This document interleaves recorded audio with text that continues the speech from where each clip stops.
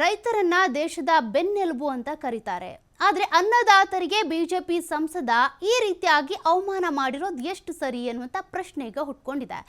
ರೈತರನ್ನ ಕಟುಕರು, ಮಾದಕ ವ್ಯಸನಿಗಳು ಅಂತ ಬಿಜೆಪಿ ಎಂಪಿ ಕರೆದಿರೋದು.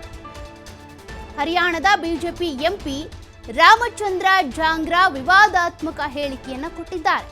ಅದು ಕೂಡ ದೇಶದ ಬೆನ್ನೆಲುಬು ಅಂತ ಕರೆಯುವಂತ ರೈತನನ್ನ, ದೇಶಕ್ಕೆ ಅನ್ನವನ್ನ ಕೊಡುವಂತ ರೈತನ ವಿರುದ್ಧ ಈ ರೀತಿ ವಿವಾದಾತ್ಮಕ ಹೇಳಿಕೆಯನ್ನ ಕೊಟ್ಟಿದ್ದಾರೆ.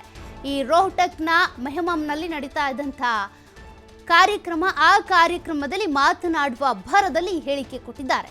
ದೆಹಲಿ ಗಡಿಯಲ್ಲಿ 2021ರ ಪ್ರತಿಭಟನೆ ಬಗ್ಗೆ ಮಾತನಾಡ್ತಾ ಇರುವಾಗ ಈ ಒಂದು ವಿವಾದಾತ್ಮಕ ಹೇಳಿಕೆ ಕೇಳಿಬಂದಿದೆ. ರೈತರು ಕಟುಕರು, ಮಾದಕ ವಸ್ತುಗಳ ವ್ಯಾಪಾರಿಗಳು.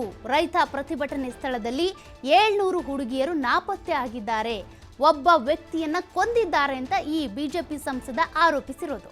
ರೈತ ಪ್ರತಿಭಟನೆ ಬಗ್ಗೆ ವಿವಾದಾತ್ಮಕ ಹೇಳಿಕೆ ಕೊಟ್ಟಿರೋದ್ರಿಂದ ಬಿಜೆಪಿ ಎಂಪಿ ವಿರುದ್ಧ ಈಗ ಆಕ್ರೋಶ ಹೆಚ್ಚಾಗ್ತಾ ಇದೆ.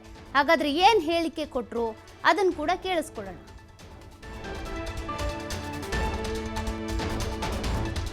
2021 से पहले हरियाणा प्रदेश में 2 ही नशे थे, शराब का या बीड़ी सिगरेट का। 2021 के बाद ये गांव-गांव में जो बच्चे मर रहे हैं, बेमौत का शिकार हो रहे हैं, कोई नशे के इंजेक्शन लगा रहा है, कोई चिट्टा खा रहा है, कोई भुक्की खा रहा है, कोई अफीम खा रहा है, कोई कोकीन खा रहा है, कोई कुछ खा रहा है, कोई समेत पी रहा है। ये कहां से आया ये नशा? 2021 में जो 1 साल तक टिकरी बॉर्डर पर, सिंगू बॉर्डर पर जो पंजाब के नशेड़ी यहाँ पर बैठे रहे, उन्होंने सारा नशे का नेटवर्क हरियाणा प्रदेश में फैला दिया। और आपकी जानकारी के लिए बता दूं, सीआईडी की रिपोर्ट पूछ लेना, सिंगू बॉर्डर और बहादुरगढ़ बॉर्डर के पास की गांव की 700 लड़कियां गायब है।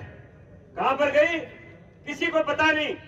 जिन लोगों ने एक आदमी सड़क पास करने की कोशिश करता है, उसकी लाश बॉर्डर के सड़क के बीचों बीच बैरिकेड के ऊपर टांग दी। वो किसान है या कसाई है? वो 2021 से पहले हरियाणा प्रदेश में 2 ही नशे थे, शराब का या बीड़ी सिगरेट का। 2021 के बाद ये गांव-गांव में जो बच्चे मर रहे हैं, बेमौत का शिकार हो रहे हैं, कोई नशे के इंजेक्शन लगा रहा है, कोई चिट्टा खा रहा है, कोई भुक्की खा रहा है, कोई अफीम खा रहा है, कोई कोकीन खा रहा है, कोई कुछ खा रहा है, कोई समेत पी रहा है। ये कहां से आया है?